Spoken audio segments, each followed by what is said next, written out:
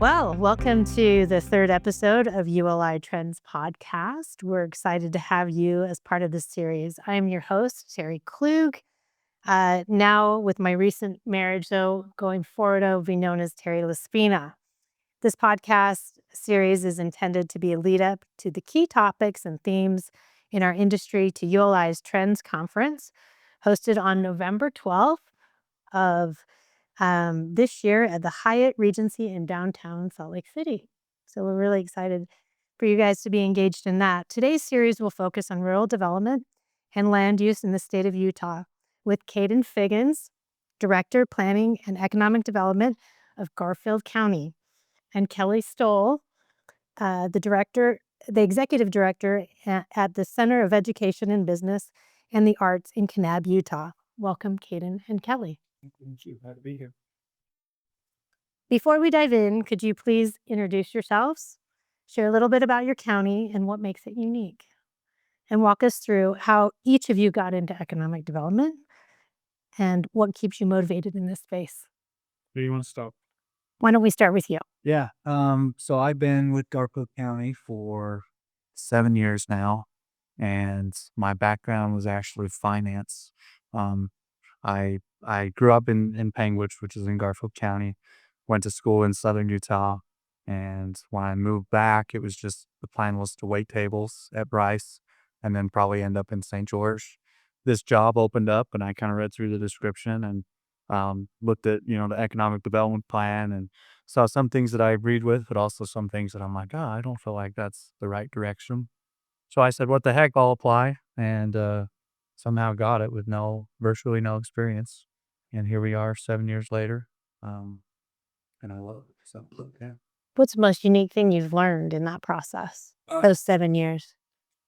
Unique thing, how challenging it is just to get buy-in, I would say, probably. I mean, you spend more time getting community buy-in than you do actually going through the permitting process with the developer. Interesting. That's something that you wouldn't expect, but certainly the case. I love that, and I love to watch your growth in the economic field. I know that how much value you add to our community, so I want to be personally thanking you for the work that you do within our state. So thank you. I think Kelly would agree. Yeah, for the most part. Yeah. I hope we're friends still after this. I think you. Rival county. I know, but it's Utah is a state of cooperation, as they say. So, and it's always been so good about that. Yeah. So, all right, Kelly, tell us about you and what's unique about your. See, I'm Kelly Stowell, and I do economic development in Kane County and live in Kanab. I've been there for almost 17 years. I hit my 17-year mark in August. So Wow. it's been quite an experience. Unlike Kaden, I didn't think I was going to make it back to a rural community. I grew up in the town of Parowan in southern Utah and loved it, but moved away and got to go experience the world a little bit and get some real experience. I grew up on a farm there, and which has served me well and helped with my move to Kanab. I was working for the Utah system of higher education before going to Kanab, and a job opened up, and I applied, and fortunately have got it, and the rest is history. That's awesome. I love Kanab, love being there, love Kane County. We have really a lot to offer. The quality of life is really unmatched. Really can't go wrong. Yeah, your tourism too is very strong. Both communities have a very strong tourism pool, right? Tourism is definitely important to our economy. Yeah. And I'm curious, how many cars do you pull out of White Pocket a year, roughly? more than enough. But I think the local tow truck company wants it that way. No, it is one of the most beautiful places I've been in the state. So it's worth probably pulling out those cars. But for our listeners, it's probably also worth hiring a professional tourism company to take you out to these places. Yes. And we have many, and they are really good at what they do. And the White Pockets is just one little spot of many throughout the whole region of really amazing, cool places just like. Yeah, we have such a beautiful state. Okay, so before our discussion, I would like to serve up a few facts and kind of level set the table here a little bit, so our listeners can understand the importance and timeliness of this issue and the issues that we'll discuss. So Utah has been the fastest growing state in the country since 2010. Much of our growth is spilling into rural areas, increasing pressure on open lands, water resources, and small town infrastructures. 75% of Utah land is uniquely federally owned, managed by organizations like BLM, the Forest Service, and even national parks to a certain degree, which limits control over development decisions, creating unique tensions between conservation, recreation, energy extraction, and rural economic needs. Utah is the second driest state, and new development in rural areas strains limited water supplies even further. Many small towns rely upon industries like mining, tourism, and ranching. Yet they are facing rising housing costs, youth outmigration, and aging populations. There is a growing call for balanced land use policies that allow for economic development while protecting natural and cultural heritage. So let's just dive into that conversation. No, we're not the only ones dealing with all that. It's the whole state. Yeah. Yeah, for sure. Well, and I think Garfield County is the same, but Kane County, we're over 90% of the county is owned by some type of government entity, mostly Bureau of Land Management and the Forest Service. But that leaves us very little of private development. Yeah. Yeah, we would take 75%, right? Yeah, we'd be happy with 75. Garfield is 92 federal. We're the only county in the U.S. with portions of 3 national parks, so most of Bryce, almost all of Capitol Reef, and then a little section of Canyonlands. We also have the Grand Staircase, Escalante National Monument. A third of our county is Dixie National Forest, and then 2.5% state trust lands, and then about 4% private is all. So 4% private. Which we appreciate our public lands as well. They're a valuable resource to us. And, No doubt. we have a lot of opportunity when it comes to our public lands. Yeah, for sure.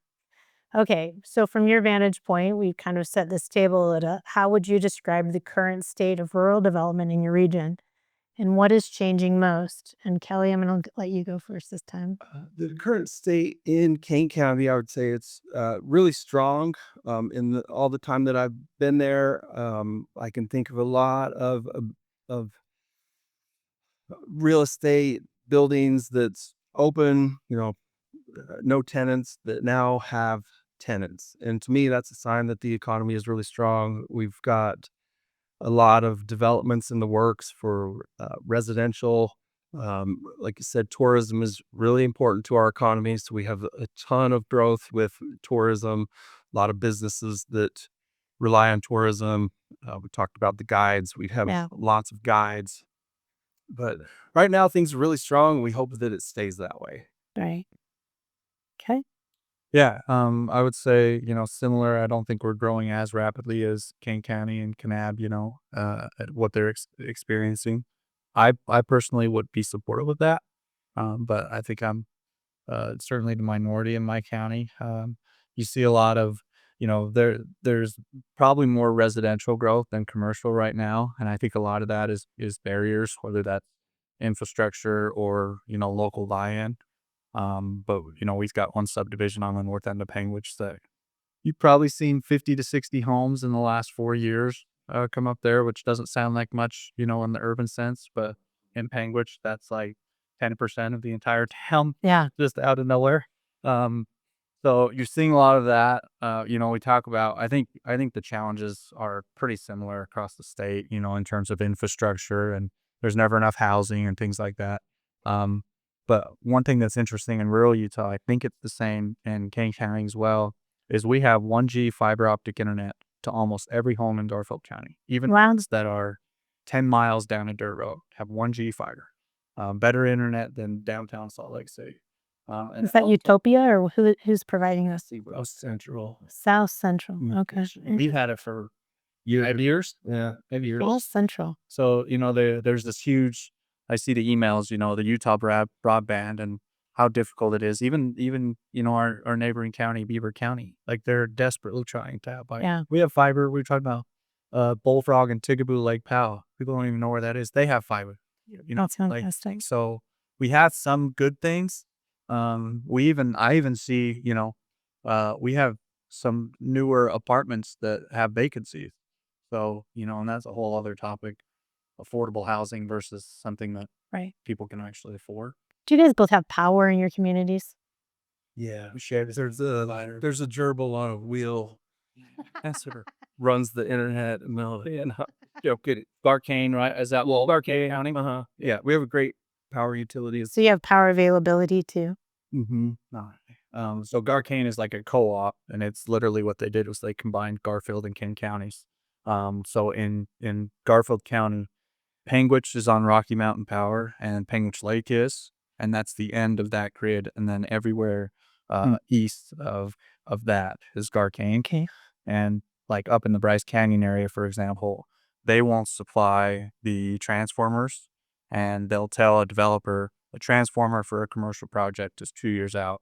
But if they can find, somebody there's actually a group on the Wasatch Front that they can get them in 6 to 8 months, they say. So, but grid capacity is certainly an issue. It is an issue. Okay. Well- It's an issue everywhere. I know we talked about the explosive growth across the state, but according to Ken Gardner Policy Institute, Kane County lost people in County 24, and so did Garfield County. We're negative 0.03% growth. We lost like 24 people, and I think Garfield lost 26 people.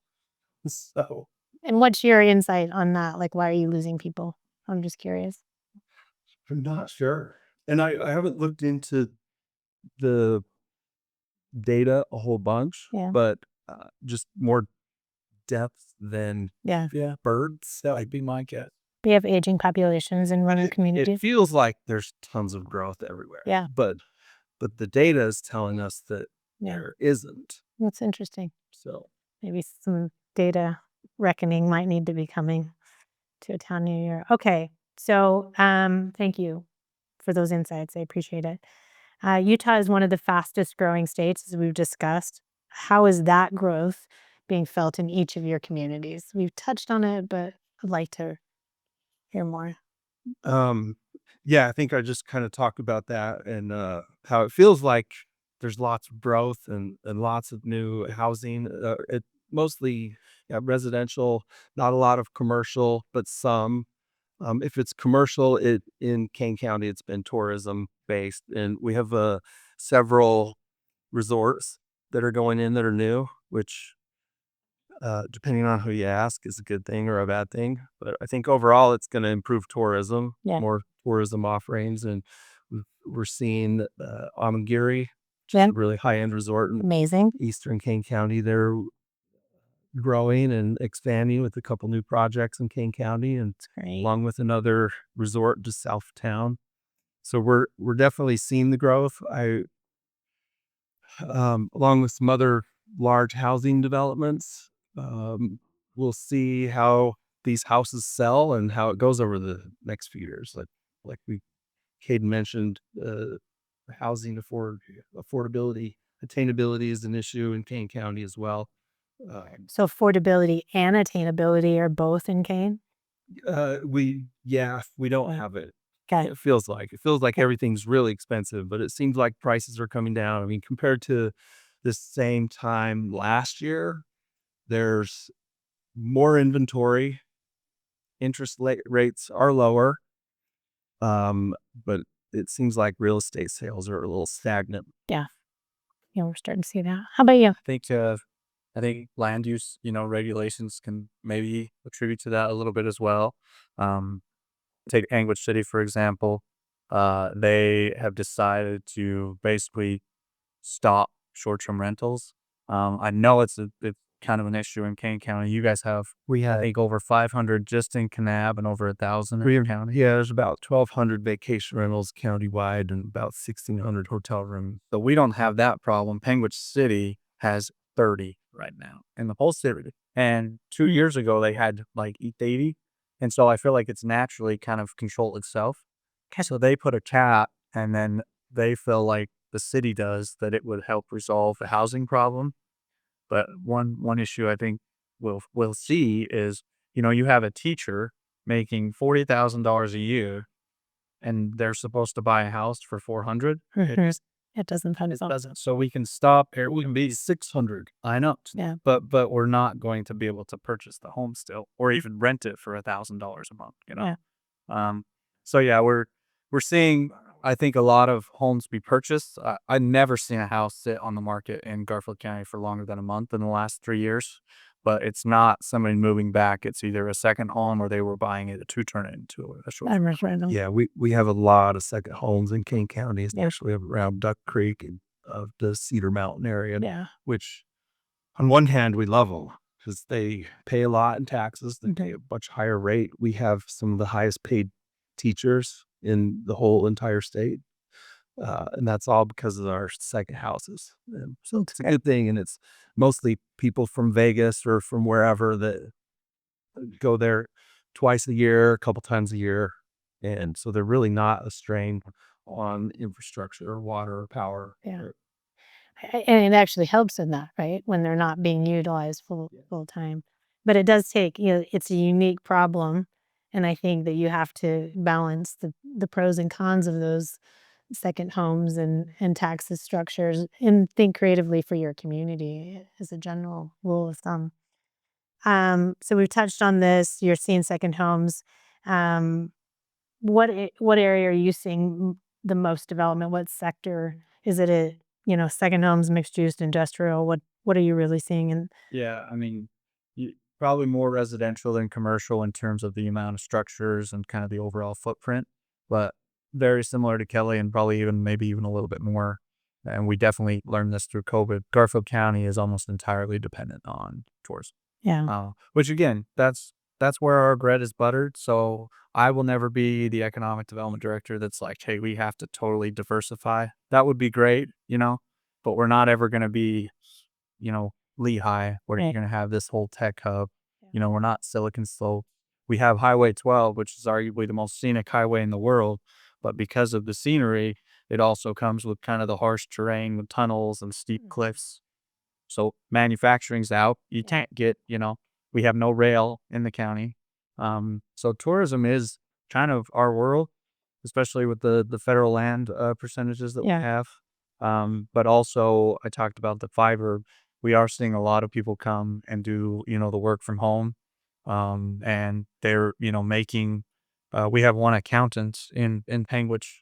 He has like 760 something employees. That all are across the nation. So we're not putting all those families in our homes or in our county and kids in school, but he is. And then he's got 4 or 5 other people that work for him, and they all make 150 plus thousand, and are able to just work from home. So there are things to do. And I think outside of tourism, so far, our success has been in that remote kind of work, whether it's professional, accountants, lawyers, things like that. Yeah. And then, like Kelly mentioned, probably get 2 new resorts, hotels per year, but definitely leaning into kind of that glamping and modern accommodations outside of just a box hotel. People seem to be really excited and into those. And like Onondaga, so I know Onondaga generates about 25% of the sheriff's department entire budget and over half of the TRT for King County. So which is amazing. And we're trying to get a higher end development as well. The tax revenue from those is insane. And to me, the benefits certainly outweigh any negative impacts that you can see. So we really heavily, and especially the smaller communities, rely heavily on that tax revenue. Yeah, over 40% of the economy in Kane County is all tourism. Ours is 66. Yeah. 2/3. Yeah, that's amazing. We also have Best Friends Animal Sanctuary, our largest employer in Kane County. It employs about 450 people, and they pay millions per month in wages and everything that comes along with that. So we Is that the largest employer thing? largest single employer in the county. Wow. And so they're a big part of our economy too. But we love our broadband and our remote workers and our tech businesses that are able to capitalize on that. Yeah. how do you guys strike a balance between welcoming new growth, preserving farmland and open space, and also the local culture? Because we touched on that before we actually started the podcast. And I do think in rural communities that local culture is a very important component of it. But how are you striking that balance with all of the pressures that we've discussed on the incoming as you go forward? It feels like sometimes we're right in the middle of the process of striking the balance. Yeah. And some of the public clamor and the divisiveness that comes along with it. But Highly political, huh? yeah, definitely Yeah. it can be. Yeah. And it's difficult to see change, of course, and we all recognize that. And I know I want to be a cave person, a citizen against virtually Especially everything everything. Yeah. sometimes, but I know that's not reality. Yeah. We need to help control the growth and shape it. And we've with the Urban Land Institute, we've been really protective of our downtown and trying to have a healthy and thriving downtown. And I think we have one of the most beautiful downtowns in the nation, if not the world. And I agree. and I thought that we should become not the Silicon Slopes, but the Silicon Sands. There you go. Yeah. And that we have a lot of opportunity with tech, with Yeah. our broadband capabilities. So are you guys welcoming data centers to your communities, or do you have power infrastructure to do that? That's a little bit I off the believe cuff, we but do, but I haven't dealt with any data centers yet. okay. Maybe they're on the way. Yeah. All Yeah, I right. didn't realize that the economic development position would be as political as it is. Like you're not an elected official. You really don't have to be on one side of the aisle or others. You're really just trying to not only bring new business, but also, help support the existing businesses. But yeah, some of those public meetings when you're, showing up kind of hand in hand with a new developer in a community that's 50-50 split. There's nights when I wonder if I'm getting out of there. Oh, And all you're doing, I'm doing my job. That's yeah. what I've told people before is, have you read my job description? It's not like I'm not a real estate agent, where I'm getting a commission from this. I'm just doing what I was hired to do. So it's interesting. Well, in economic development, I think it's important to recognize that it's about community growth and job growth and opportunity for that community. And it's the community to shape that. But it is, to your point, your job to bring those opportunities and let the community say, yay, we want this. But it's also, I think, our job to make the community aware of. My dad used to always tell me, it always kind of stay, you're green, you grow, you ripe, you rot, you know? And it's one of those things of like, how do I provide a meal for somebody that needs a meal? And that means get them a job. Or how do I keep your kid to be able to stay in the community with you and grow their families and have that generational growth similar to your family, right? And it's tricky, but it is an important topic and an important conversation, because if you get too far down the road and you're not infusing that dialogue, then it can come even more contentious, because then people lose their families, and then you think the emotional status of going into a public hearing when somebody lost their family member to another out migration, it just is, it's harder. So I encourage you guys all to do the highest and best. And I know that I'm talking to some of the best economic development people in our state, and I've walked my career with you, and I've known you for several years now and watched your growth, and I'm just grateful for your work and your hard efforts. What are some of the biggest infrastructure planning challenges you guys are facing as as development accelerates with road, water, housing, power, you name it? Yeah, I mean, it's kind of all of the above, but power is, we kind of talked about, but we're being told that it is, kind of nearing capacity. And again, I think that's the case all over. Most of the county unincorporated, with the exception of Tickaboo, is individual septic systems. But the prime kind of epicenter for growth is the Bryce Canyon corridor, and it's actually the highest underground wastewater disposal standard in the world.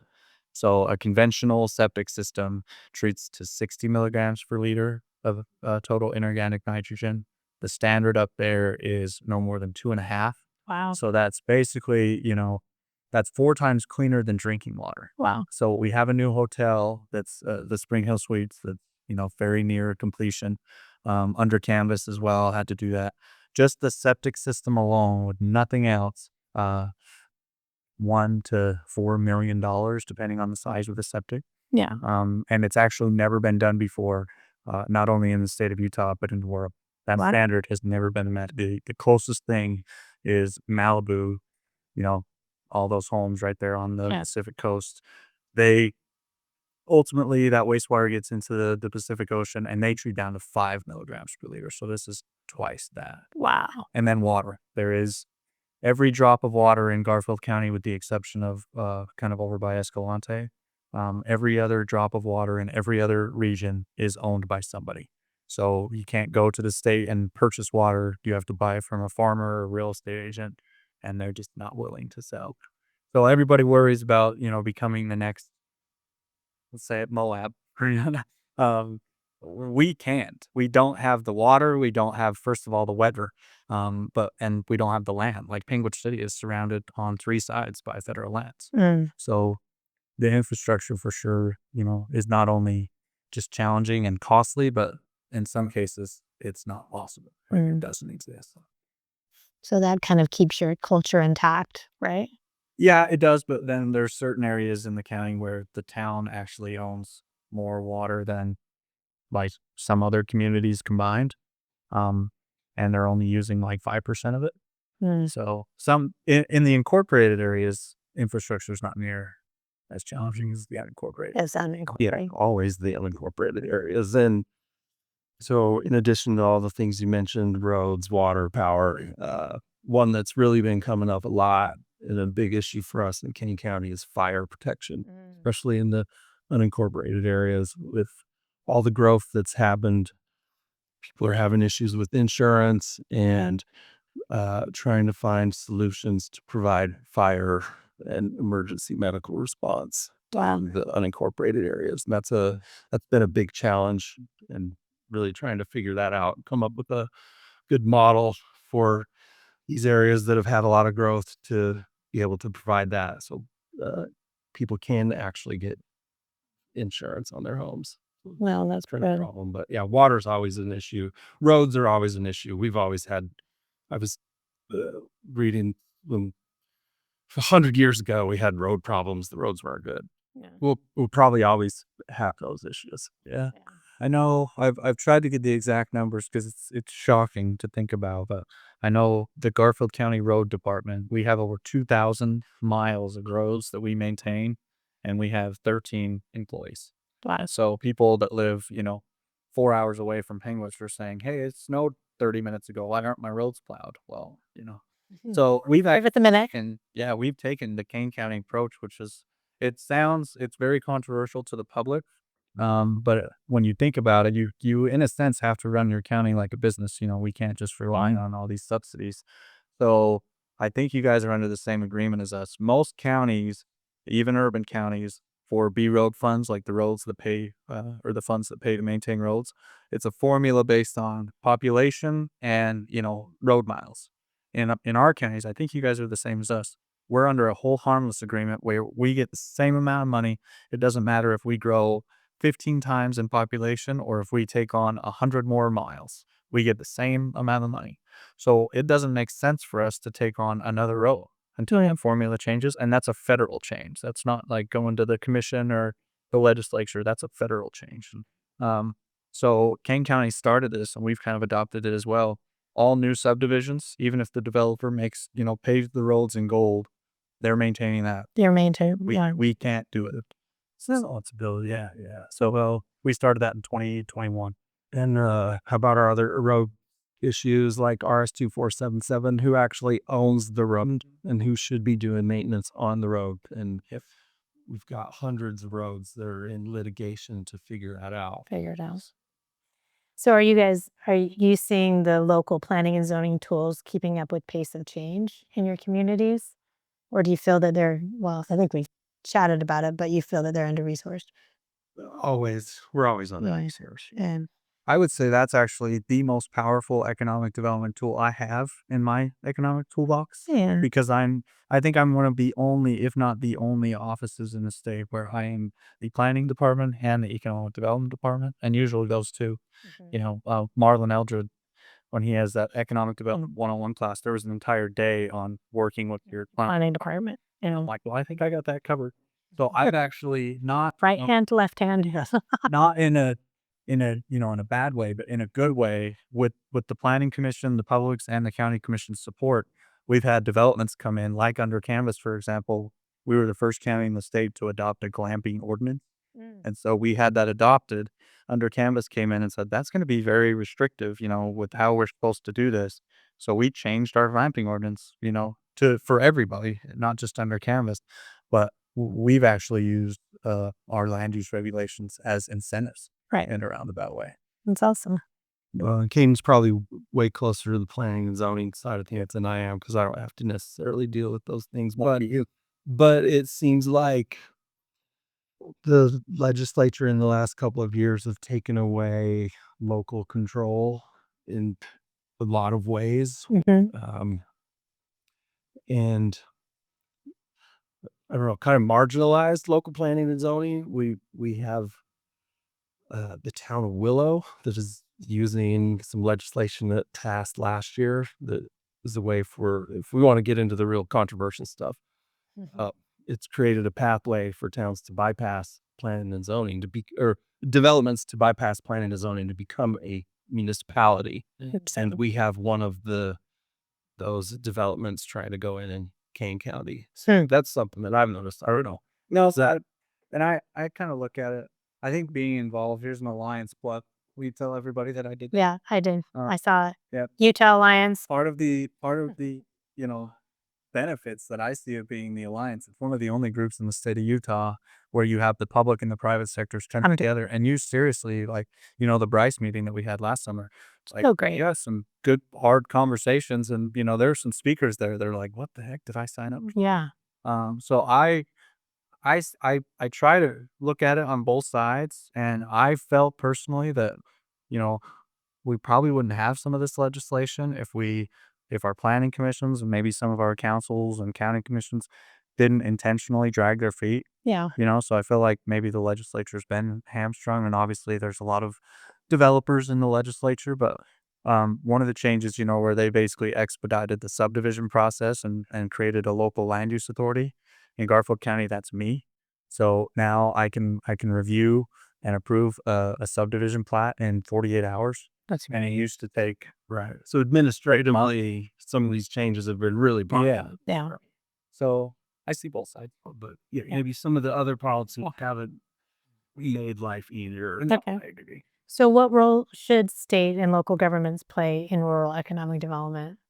You start They play a big part for us. And we have a great relationship with the state, and which is a good thing. Yeah. And I feel like, especially over the last 5 years, we've had a lot of great support with new programs, and we work with the state all the time.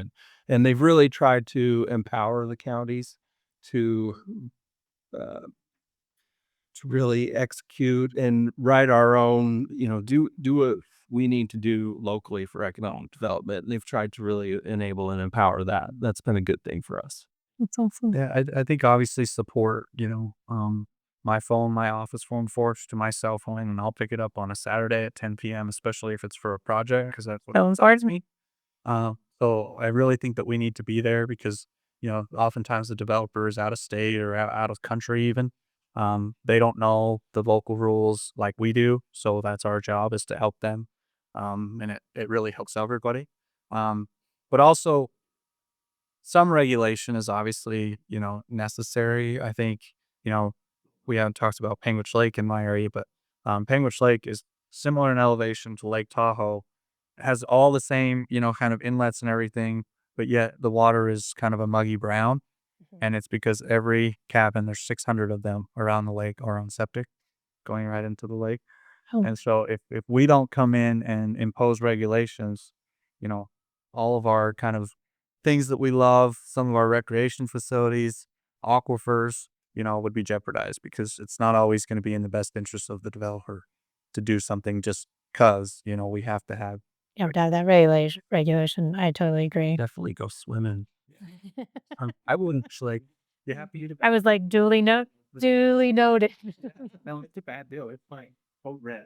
Oh boy, it's not muddy brown. Anyway, okay. We work a lot with the state. We participate in the Rural County Grant Program. That's been a really great. good thing for us, right? One of our priorities is taking care of the local businesses that are there and trying to provide resources for them and incentives to take the next step, to take on the challenges and the risk of owning a business and expanding that into other areas to meet community needs. And a lot of that has been tourism focused, but we're really trying to diversify, as we have alluded to. But yeah, we really appreciate the That's great. support we get from the state. What advice would each of you give to other rural leaders facing some of these challenges to try to improve their local economy? That's a good question. Listen to the community. I think it's important to, yeah, I take 10 p.m. We lost too. Yeah. I always say to answer your phone. Rule number 1 in economic development. Be available. And it doesn't matter hour or night. If you don't pick up the phone, it goes to Texas or another place. So good job. Try to keep a cool head. I mean, you obviously kind of have to and go and we work for them. But I've been known to kind of speak my mind. And so I think the biggest thing for me is getting the facts. You hear, oh, X and Y community actually has no water. Well, I make a couple phone calls and find out they have 640 acre feet available. And so getting the facts, sending that out in, for me, it helps a professional email where I'm not there in person. Sending that out and then just kind of giving people the chance to digest that. I think facts have been very kind of key in some of these controversial things, but I think the biggest thing is just being available. Great. Well, and capitalizing on your strengths. So, having one of the things I'm over is film. So, you can't take a bad picture in Kane County. We have a lot of diverse landscape. We have sand dunes. We have the high mountain forest. We have the desert. And same with Garfield County. We have a great culture and heritage of filmmaking in the area. So I've really grabbed onto that and we've seen, and it's been an important part of the economy, and we've seen a lot of success because of our efforts to put into film. So really trying to capitalize on our strengths. So capitalize on your strengths for other leaders and really think kind of outside the box, because that film thing wasn't always a thing in Kane until you were like, wait, we could capitalize this and bring this economic growth and then great job. Okay. I love this question. If you guys could wave a magic wand and solve one issue facing rural Utah communities, what would that be? I think it's got to be infrastructure. I think if you could just have wastewater figured out and have not enough water to boom, but just to be able to, make certain developments happen. Just like I say, it's for those two things, especially when you're talking about that Bryce Canyon area, there's no dollar figure that exists that would solve that problem. It is seriously like almost impossible. Right. So for me, it's hard to get excited about something that had never been done. Yeah. So I think my magic wand would be infrastructure. I think mine would be public lands related. Okay. We talked about our high amount of public lands, and we've talked about a few of the problems that come along with that. But those who own the land own the economy.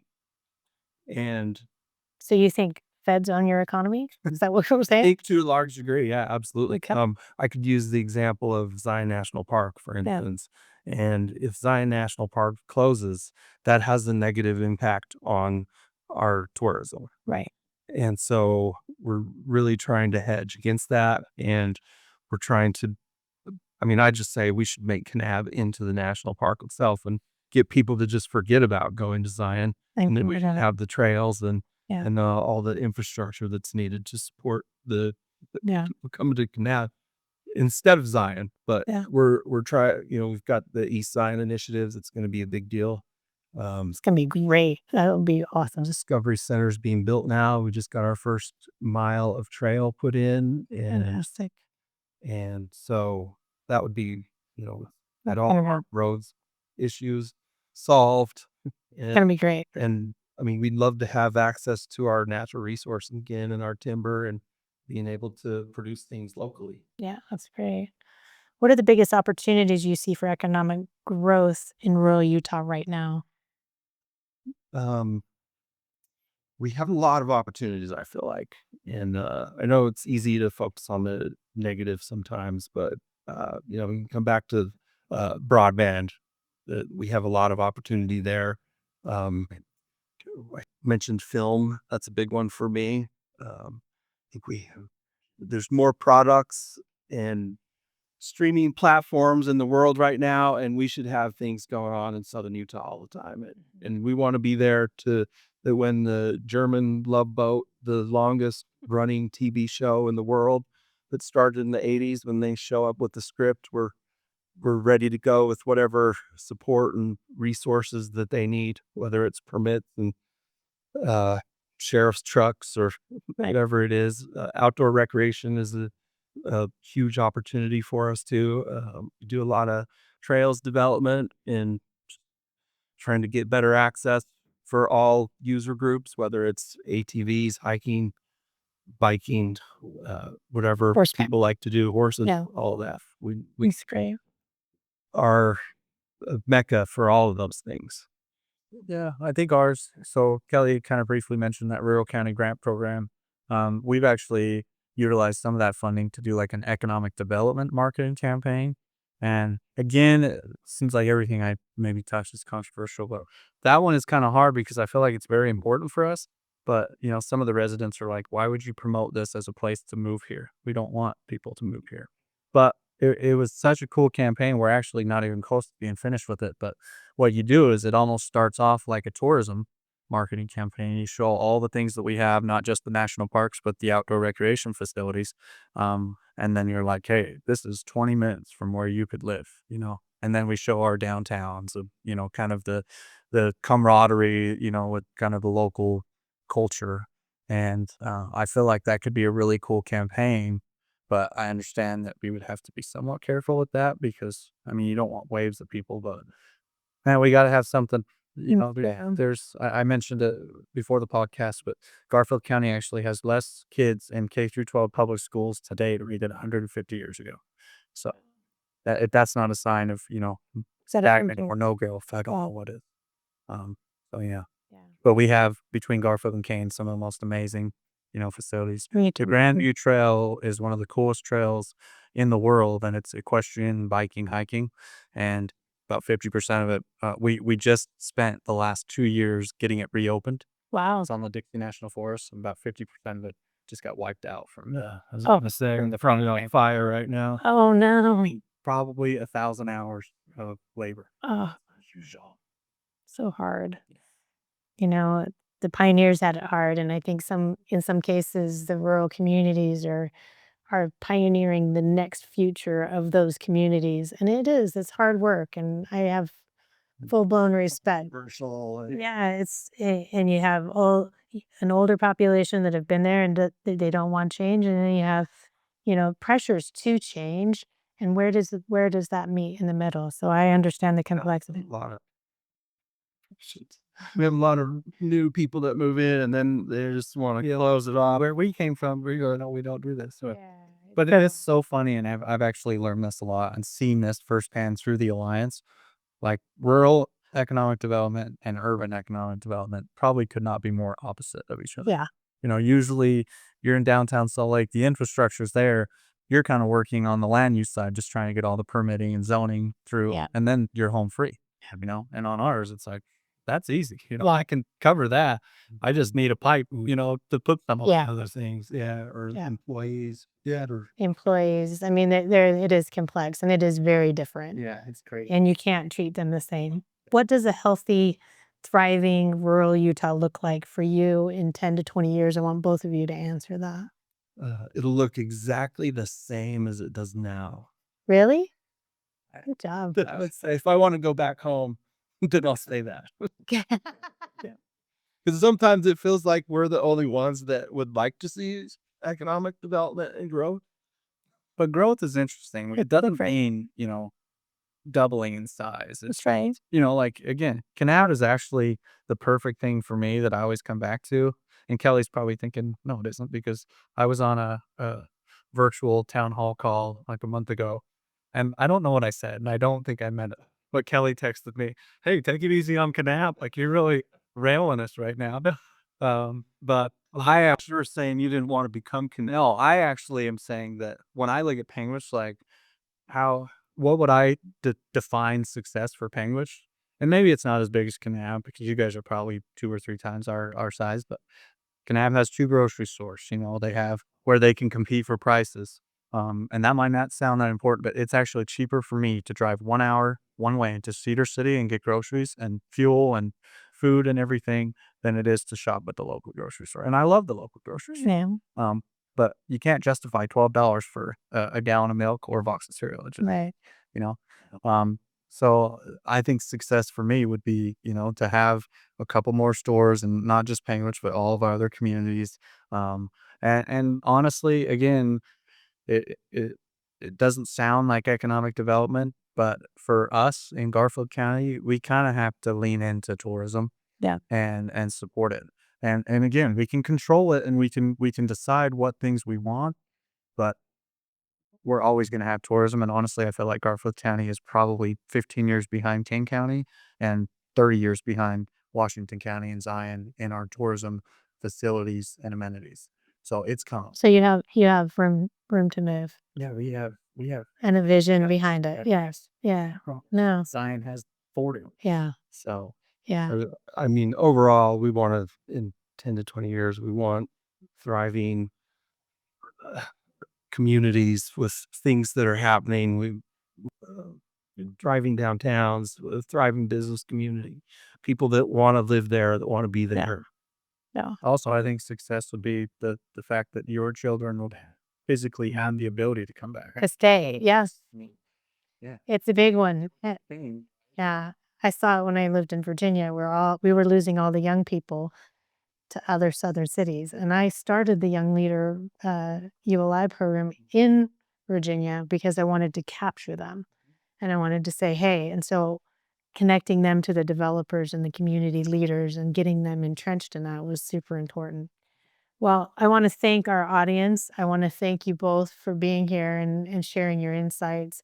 These are very important topics for our state, and especially our rural communities. And to be able to spend time and unpack them is super meaningful. And it's great to see you both. Get involved in the Utah Alliance for Economic Development. If you're in that field, it is a super powerful organization. There's a shout out for them. Get involved in ULI Young Leaders program is amazing. I think it gives you access to ideas and community leaders that will be impactful for your career if you're a young leader. And just get involved.